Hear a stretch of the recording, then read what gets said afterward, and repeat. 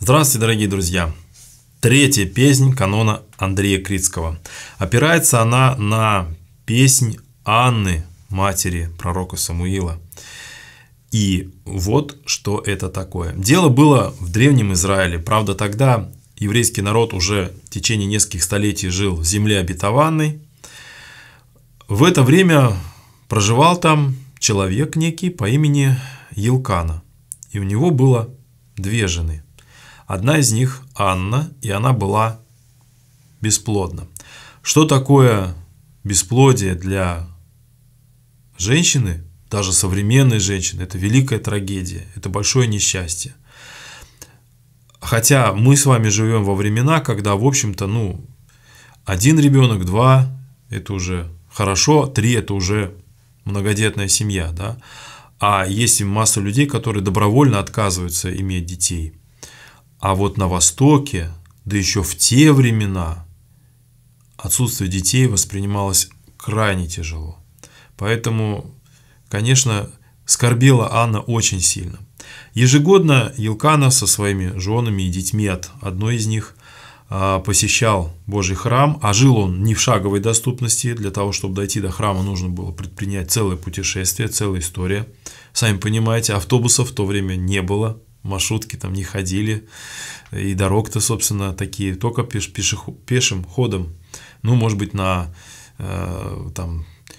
скотине какой-нибудь, на ослах там можно было как-то перемещаться. В общем, это целая история, чтобы куда-то там сходить.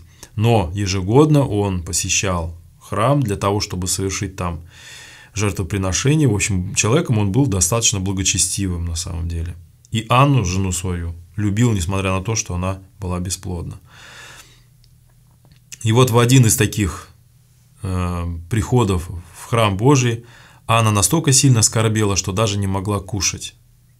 То есть вот настолько скорбью было исполнено ее сердце. И она пошла в храм и стала очень молиться горячо и умолять Бога, чтобы Господь даровал ей дитя. И обещала она, что если Господь даст ей мальчика, то она посвятит его на служение Богу. Она так горячо молилась, что первосвященник, увидев ее, подумал, что она пьяна. То есть, очевидно, она была настолько в себя сильно погружена, она что-то бормотала. Вот как-то внешне это так вот проявлялось, что он подумал, видимо, женщина не в себе. И он ей сделал грубое замечание, захотел выгнать ее, но она сказала, что нет, я вот просто очень-очень-очень сильно молюсь и очень-очень прошу, на самом деле, я не пьяна, и все со мной в порядке. Священник смутился, но вот раз такое дело, сказал, что хорошо, раз ты так горячо молилась, пусть Господь услышит твои молитвы. И на самом деле Анна и в своем сердце, видимо, почувствовала, что молитва ее услышана и принята, потому что она совершенно успокоилась, и аппетит у нее появился, и все в порядке. И через некоторое время она действительно забеременела, родила сына, которого назвала Самуил. И в очередной раз она не пошла со своим мужем в храм Господень, а сказала, что нет, я останусь вскармливать ребенка, а когда я его вскормлю, вот тогда я его отдам вообще на служение, чтобы он и воспитывался там при храме и остался уже служить Богу. И действительно, когда она вскормила ребенка, она привела его в Божий храм, как раз к этому самому первосвященнику Илии, и сказала ему: вот то, о чем я молилась. И Господь услышал мою молитву, и я пришла исполнить свой обет. Отдала она ребенка на воспитание. При храме он воспитывался, Самуил. А сама воспела песнь Богу. Песнь эта наполнена радостью, наполнена благодарностью Богу за то, что Он исполнил ее молитвы. Песня эта восхваляет Господа, потому что Он сильный, Он крепкий, но Он еще и любвеобильный, Он человеколюбец, Он милостивый. Анна выполнила свое обещание, данное Богу, и оставила своего сына на воспитание. Это не означает, что она с ним не виделась, она, безусловно, приходила, она приносила ему одежду, в общем, как она могла, заботилась о нем. А Господь ей даровал еще детей, она после этого еще родила 3 мальчиков и 2 девочек. О Самуиле и о первосвященнике Илии мы будем говорить отдельно, это в другой раз. А сейчас давайте перейдем к тексту Ирмасов, 3 песни канона Андрея Критского, их тоже 2. «На недвижимом Христе камени заповедей Твоих утверди мое помышление». Что значит на недвижимом камне? На фундаменте. На фундаменте Твоих заповедей.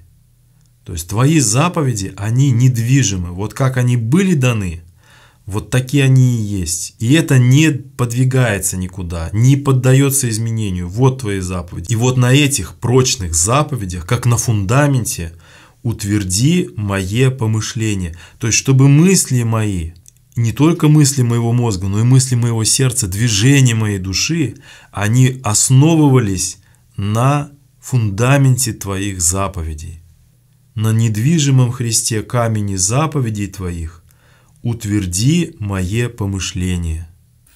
На недвижимом Христе камени заповедей Твоих утверди мое помышление.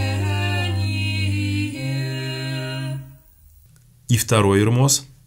Утверди, Господи, на камени заповедей Твоих подвигшееся сердце мое, яко един свят еси и Господь. Начало Ирмоса похоже. Утверди, Господи, на камени заповедей Твоих.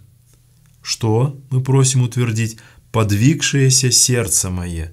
То есть сердце мое, оно куда-то двинулось в сторону.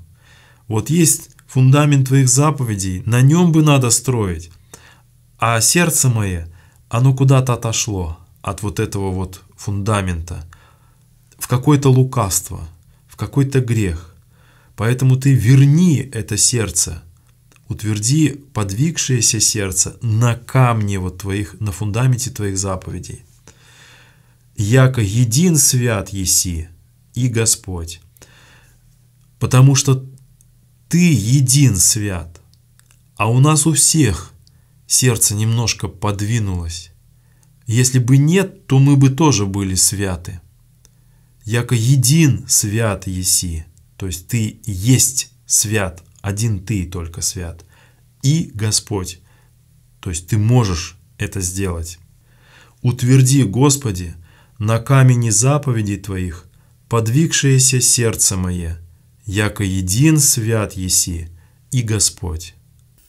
Утверди, Господи, на камени заповедей Твоих подвигшееся сердце мое, яко един свят еси, Господь.